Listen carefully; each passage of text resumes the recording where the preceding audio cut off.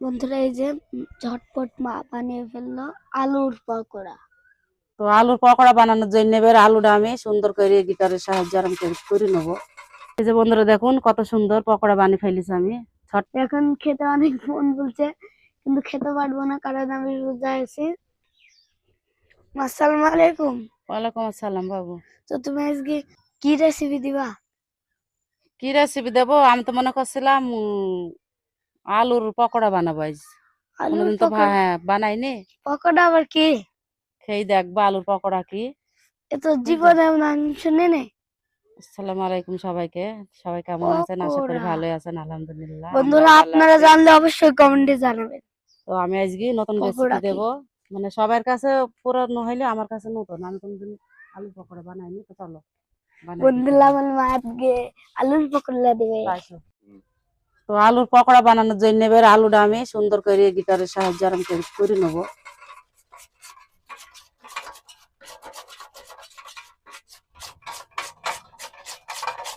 আলুর পকোড়া বানানোর জন্য এই যে আমার সব কুটি নেওয়া হয়ে গেছে।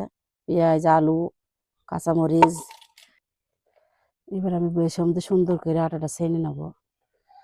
স্বাদ মতো লবণ দিলাম, পরিমাণ মতো হলুদ দিলাম। এবার আমি সুন্দর করে ছেনে নেবো। পকোড়ার জন্য আমি পানি দেবো না।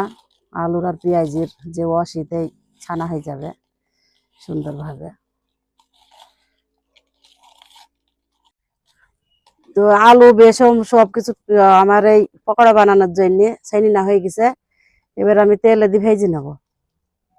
পকোড়া বানানোর জন্য আমি তেলে দিয়ে দেবো এইভাবে করে গোল গোল করে।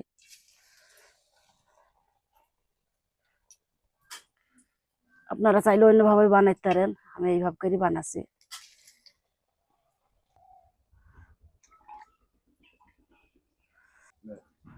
পকোড়া গুলো এবার আমি উল্টে দেবো সুন্দর করে। এক পিঠ হয়ে গেছে।